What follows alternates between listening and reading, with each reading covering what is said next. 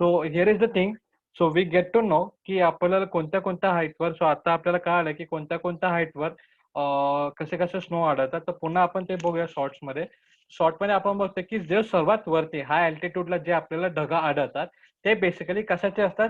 ते basically fine snow particles म्हणजे बर्फाच्या चांगल्या पार्टिकल पासून बनतात. आणि जसं जसं आपण खाली येऊ, म्हणजे जसं जसं आपण पृथ्वीकडे येऊ, ओके, तर जसं जसं आपण अर्थ सरफेसकडे येऊ, म्हणजे खाली खाली येऊ, पृथ्वीकडे येऊ, तसं तसं आपल्याला आढळून येईल की वातावरणामध्ये वॉटर वेपर्स म्हणजे पाण्याचे बाष्प हे जास्त प्रमाणात आपल्याला दिसतात. त्यामुळेच आपण जेव्हा लो अल्टिट्यूड म्हणजे कमी अल्टिट्यूड मध्ये म्हणजे कमी उंचावरचे जे आपण ढग बघतो, त्या कमी उंचाच्या ढगामध्ये आपल्याला पाण्याचे म्हणजे पाण्याचे वेपर्स म्हणजे पाण्याचे पार्टिकल्स आपल्याला जास्त प्रमाणात दिसतात. ओके, हे एक पॉइंट झालं क्लिअर, राईट. आणि अशाच काही ढगांपासून म्हणजे ज्यांच्यामध्ये पाणी जास्त असतं किंवा काही विशिष्ट ढगांमधूनच पाऊस हा पडत असतो. प्रत्येक एका ढगामधून पाऊस पडत नसतो. तर काही विशिष्ट ज्यांच्यामध्ये पाणी जास्त प्रमाणात असेल किंवा ते स्पेसिफिक कशा पॉइंटवर असतील की ज्या ठिकाणी हवेच्या पाण्यामध्ये रूपांतर होऊन किंवा ते पाणी जड होत असेल त्या हाईटवर असेल, तर त्या हाईटवर असणाऱ्या ढगांमधूनच पाऊस हा पडत असतो. So this is we can see. आणि अशा प्रकारे आपण काही बघू शकतो. आणि त्याच कारणाने बघा, जसं पाणी कसं जड असतं ना, तर त्याच कारणाने आपण बघू शकतो की जे जमिनीच्या जवळ असणारे जे ढग आहेत म्हणजे अर्थच्या सरफेसच्या जवळ जे असणारे क्लाउड्स आहेत, they are larger in size. ते प्रमाणाने मोठ्या आकाराचे असतात. ओके, तर त्यांनी त्याचं क्लासिफिकेशन इथे केलेलं आहे द टाइप्स ऑफ क्लाउड मध्ये. The cirrus cloud and cirrus stratus, then cirrus cumulus, तशाच प्रकारे alto stratus, then alto cumulus, then strato cumulus and then stratus. आणि अशा प्रकारे जस्ट त्यांनी हाईटवरून काही क्लाउड्सचे फरक त्यांनी आय मीन काहीतरी डिव्हिजन त्यांनी आपण क्लासिफिकेशन आपण बोलत होतो ते त्यांनी केलेले आहेत. All right. So this we called as nimbostratus. Then we again call this cumulus, and then cumulimbus. Cumulimbus. Alright. So तेच आपण मराठीमध्ये जेव्हा बघूया, मराठीमध्ये त्यांनी काय दिलंय परत तेच मराठीमध्ये पण त्यांनी सिरसच दिलेलं आहे. नंतर सेट्रस पण दिलेलं आहे. नंतर सिरोकोलोमस, नंतर परत altostratus, then cumulus, altocumulus, then stratocumulus, then stratus, then nimbostratus, then again cumulus and cumulonimbus. तर यांनी बघा, यांची बेसिकली त्यांनी हाईट किती आहे, किती प्रकारच्या म्हणजे हाईट, जसं मी तुम्हाला सांगितलं होतं की हाईट म्हणून जसं हाय altitude, low altitude and medium altitude म्हणजे कमी उंचावरती, जास्त उंचावरती, मध्यम उंचावरती, अशा प्रकारे जसं आपण क्लासिफिकेशन केलं तर त्या क्लासिफिकेशनवर त्यांनी काही नाव म्हणजे ढगांना काही नावं दिलेले आहेत. ते बेसिकली हाईट नुसार आपण बघू शकतो. आता बघूया पुढचे पॉइंट्स. वातावरणातील ढगाची वेगवेगळ्या उंचीवर निर्माण होत असते. तर वातावरणात ढगांचे वेगवेगळ्या उंचीवर निर्माण होते. या ढगांचे निरीक्षण केल्या अ, केल्या केल्यावर उंचीनुसार त्याचे 3 भाग पडतात. प्रामुख्याने त्याचे 3 भाग पडतात. तर ते ढगाच्या तळाकडील उंचीवर ठरतात. ढगाच्या उंचीवर सुमारे 7,000 ते 14,000 मीटर दरम्यान असलेले व त्यांना अतिउंचीवरचे ढग असे म्हणतात. आणि जर त्यांची उंची 2,000 ते 7,000 असेल तर त्यांना मध्यम उंचावरचे, आणि 2,000 कमी असेल तर त्यांना आपण कमी उंचावरील ढग आपण म्हणू शकतो. सो बेसिकली त्यांनी आपल्याला हाईट मार्जिन दिलेले की त्याच्यानुसार we can classify they classify the types of clouds. So basically up to 2000, if there is a cloud 2000 meter height, okay, to 2000 meter height पर्यंत जे काही क्लाउड्स आढळणार, जे काही ढग आपल्याला आढळणार त्यांना आपण कमी उंचीचे म्हणजेच we can call it short, like don't we called it, so just hold on. So low clouds means low level or low height cloud आपण त्याला म्हणू. आणि त्याच्यानंतर आपण जसं बघू शकतो की 2000 टू 7,000 मीटर्स पर्यंत जे काही ज्या मार्जिन मध्ये जे आपल्याला आढळून येतील ढग त्यांना आपण मीडियम अल्टिट्यूड क्लाउड्स म्हणजे मध्यम उंचीवरचे ढगा असं आपण म्हणू. आणि त्याच्यावरती म्हणजे 7,000 ते 14,000 जी मीटर्सची जी मार्जिन आहे त्यांच्यामध्ये आढळणारे जे ढग आहेत त्यांना आपण काय म्हणूया, त्यांना आपण म्हणूया की उंच म्हणजे हाय अल्टिट्यूड क्लाउड्स असं आपण त्यांना म्हणूया. So let's begin and let's get to know about that clouds. तर आता आपण जाऊया की त्या क्लाउड्स मध्ये कोणते कोणते आहे आणि कशा कशा प्रकारे ते आपण जाणून घेऊया. सो बेसिकली स्टार्टिंगला आपल्याला दिलेले आहेत हाय क्लाउड्स म्हणजे उंचावरील जास्त उंचावरील ढग. तर जास्त उंचावरील ढगाचे काय स्पेसिफिकेशन आहे ते आपण बघूया. तर सर्वात पहिले आपण त्याचे एक निष्कर्ष घेऊ, त्याचा एक पॉइंट घेऊ की जास्त उंचावरील क्लाउड्स म्हणजे 7,000 ते 14,000 मीटर उंचीवरचे ढग. ठीक आहे. So let's go for this thing. Okay. Okay, let's go for this thing. So these clouds are mainly made of the ice particle. They can be classified into cirrus or cirrocolumns and cirrostratus. And cirroclouds are mainly wispy. The cirrocolumns are clouds look like group of small waves, and then we can call it cirrostratus. Cirrostratus are like the bed sheets with wrinkles, and they generally have halo around them.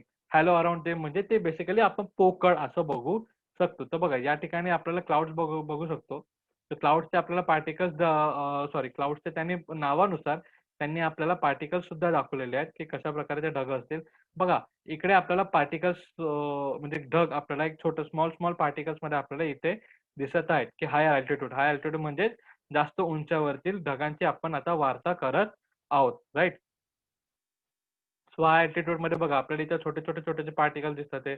मग पुन्हा एक छोटा medium ह्याच्यामध्ये थोडं ढगाळ आपल्याला इकडे दिसतंय आणि इकडे आपल्याला एक चादर बेडशीट किंवा चादर असल्यासारखं रे चादर इथं कव्हर असल्या कारणासारखं म्हणजे त्या आकारानुसार आपल्याला दिसत आहे. तर त्यांना बेसिकली आपण नाव दिलेले आहे आणि हे हॉलो म्हणजेच पोकळ असतात. हे ढग आपण बघू शकतो पोकळ असतात. तर पुन्हा आपण बघूया की बघा क्लासिफाईड इंटू. तर बघा cirrus clouds are mainly wispy and cirrocolumbus are cloud look like the group of small waves. So cirrocolumbus and the cirrus are, and then the cirrostratus are look like the bed sheets with wrinkles. So cirrostratus म्हणजे काय? cirrostratus cloud कसे दिसतात? तर हा जो cloud आपण बघत आहोत त्या म्हणजे हा जो ढग आपण बघत आहोत की जो आपल्याला बेडशीट सारखा दिसतोय ते आपल्याला त्याला आपण सिरोस्ट्रॅटस असं म्हणू शकतो. म्हणजे त्याचं नाव आहे सिरोस्ट्रॅटस.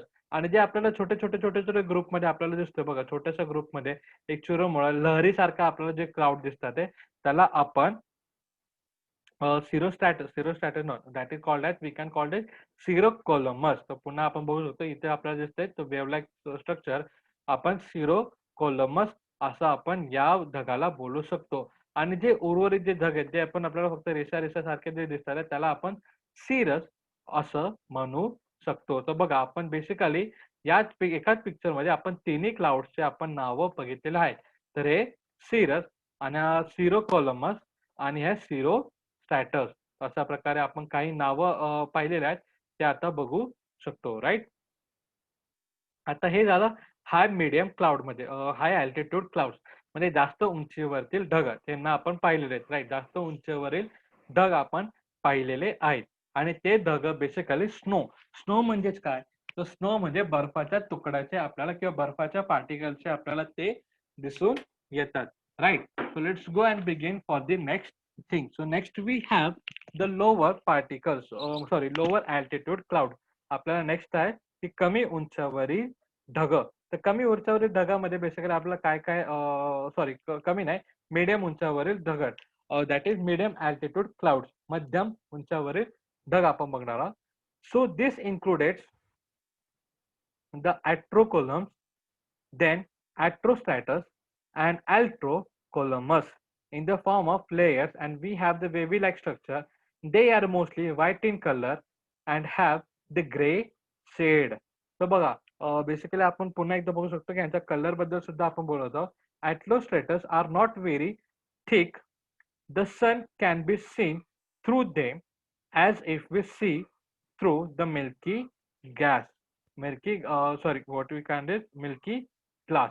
सो बेसिकली ते आपल्याला काय सांगतात ते आपल्याला असं सांगतात की ह्याच्यामध्ये अल्ट्रो स्टेटस किंवा अल्ट्रो कोलम्स किंवा अल्ट्रो स्ट्रॅटस जे आपल्याला हे 3 ढग आपल्याला स्ट्रॅटस, कोलम्स अँड सिरस हे 3 अल्ट्रो स्ट्रॅटस, अल्ट्रो कोलमस आणि अल्ट्रो सिरस हे जे आपण 3 नावं जे बघितलेले आहेत, ते 3 नावांचे ढग आपल्याला बेसिकली या मीडियम अल्टिट्यूड मध्ये म्हणजे मध्यम उंचावरील लेयरमध्ये आपण बघू शकतो. तर मध्यम उंचावरील लेयरमध्ये आपण बेसिकली बघू शकतो त्यांचे या हे ढग आपल्याला दिसतात. हे तिघं ढग आपल्याला दिसतात.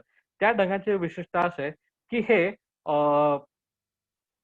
पांढऱ्या कलरचे असतातच, परंतु ते थोडे ग्रे कलरचा त्यांना शेड असतो. जे म्हणजे ते परिपूर्ण एकदमच पांढरे असे नसतात. ते कुठे ना कुठे थोडासा ग्रे कलरचा त्यांना शेड असतो. ग्रे कलरचा म्हणजे सावळा कलरचा आपण त्यांना शेड असलेला बघू शकतो. आणि त्याच्यामध्ये आपण त्यांनी सांगितलंय की स्ट्रॅटस हे जे बेडशीट लाइक व्रिंकल आहे. म्हणजे बेडशीट जसं आपण बेडशीट बघितलं सिरोस्ट्रॅटस तर बेडशीट लाइक जो स्ट्रक्चर आहे त्या ढगाचा तो एवढा म्हणजे ते ढग बेसिकली जास्त जड नसतात. ते पातळ ढग असतात की त्याच्यामधून आपण आरपार आरामात बघू शकतो. जसं आपण मिल्की ग्लास मधून म्हणजे जर समजा की कोणता ग्लास असेल आपल्याकडे काचेचा ग्लास आणि त्याला जर मिल्की ग्लास जर आपण बघितला जशा प्रकारे आपण आरपार थोडंसं अंधुक आपल्याला दिसतं किंवा जास्त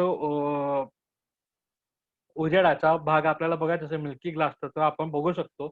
म्हणजे बघा दुधाच्या ग्लासमधून जर दूध आपण पूर्ण काढला, तर थोडा ना थोडा ग्लासला दूध लागून असतो आणि त्याच्यातून जर काचेचा ग्लास असेल तर त्याच्यातून आपण आरपार बघायचं गेलं तर आपल्याला काही ना काही दिसतं थोडं अंधुक का होईना. त्याच प्रकारे हे ढग असतात. ते भलेही व्हाईट इन कलरमध्ये असतात, परंतु कुठे ना कुठे त्यांना एक थोडा ग्रे शेड असतो. थोडासा ग्रे त्यांच्यामध्ये कलर आपल्याला दिसून येतो. अशा प्रकारे आपल्याला मीडियम क्लाउड्स आपण बघू शकतो. आता आपण बघूया low clouds. Low clouds means what? Low clouds means कमी तापमान सॉरी कमी उंचावरील ढग. कमी उंचावरील ढगांना आपण पाहणार आहोत. Alright. So let's go and let's begin with the next point. So this consists of 5 types of clouds. तर याच्यामध्ये आपल्याला 5 प्रकारचे ढग आढळून येतात. The stratus have layers and their clouds is whity to earthy round cluster of okay so आपण पहिला हा पॉइंट बघूया. The stratocumulus have layers and their colour is whitey and earthy. तो बघा जे लो लो क्लाउड्स म्हणजे कमी उंचावरतील जे ढग आहेत तर त्यांनी ते बेसिकली त्यांच्यामध्ये 5 प्रकार आपल्याला आढळून येतात. तो सॅट्रो कोलमस आपल्याला दिसून येतो. सॅट्रो कोलमस हे लेयर्स मध्ये असतात. बघा इथे दिसतंय आपल्याला लेयर्स जनरली छोटेसे. बघा इथं छोट्या आपल्याला लेयर सारखं आपल्याला पार्टिकल दिसतात आहे. तरी आपण बघू शकतो सॅट्रो कोलमस आपल्या यांना आपण बोलू शकतो. आणि ह्याचा कलर पण बघा, ह्याचा कलर पण आपण व्यवस्थित बघाल तर थोडा आपल्याला डार्क कलर आपल्याला दिसतो. म्हणजेच अर्थी म्हणजे मळलेला कलर. जसा आपण डार्क ग्रे आपण जसं बोलतो की थोडाफार ग्रे कलर कसा दिसतो त्या प्रकारे आपल्याला ह्यांचा कलर सावळा कलर हा तो सावळा असा कलर मध्ये किंवा मातीच्या कलर सारखे आपल्याला हे ढग दिसून येतात. ओके आपण या ढगाची आपण आता गोष्ट करत आहोत. आता पुढचा ढग बघूया तर पुढचा ढग आपल्याला कसा दिसतो तर पुढचा ढग राऊंड क्लस्टर म्हणून त्याला म्हणतात. राऊंड क्लस्टर मध्येच आपल्याला कळून जाईल की राऊंड इन शेप म्हणजेच राऊंड म्हणजेच गोलाकार आपल्याला ढग ते आपल्याला बघायला दिसते. तर round cluster of clouds can be here and the stratus clouds also have layers and they are ash colored and their base is uniform. Then we can call this nimbostratus are thick layers has thick layers and they are gray and ash in color and cause the continuous rainfall and even the snowfall. तर बघा आपल्याला एक main important point आपल्याला हे जे लक्षात ठेवायचं आहे की नॅम्बो स्ट्रॅटस हे जे क्लाउड्स आहेत ते खूप जाडे असतात आणि त्या जाड्या क्लाउड्स मधूनच ग्रे आणि ते जाडे क्लाउड्स असतात आणि ते ग्रे इन कलर असतात. ग्रे इन कलर म्हणजे सावळे असतात. सावळे आणि आपण जसं हा कलर म्हणतो कसा राखेचा कलर म्हणतो. तर राखेच्या कलर मध्ये आपल्याला ते बेसिकली दिसतात आणि त्या कारणामुळे स्नोफॉल आणि रेनफॉल होत असतो. म्हणजे पाऊस आणि बर्फ जे पडतो ते नॅम्बोस्ट्रॅटस या ढगामुळे पडत असतो. ठीक आहे. तर अशा प्रकारे आपण जर बघूया आणि कोलमस क्लाउड्स आपण जरा उद्या बघूया. कोलमस क्लाउड उद्या बघूया. आजपर्यंत इथपर्यंतच बघूया आपण आणि पुढचे जे पॉइंट्स आहेत ते उद्या आपण बघूया. ठीक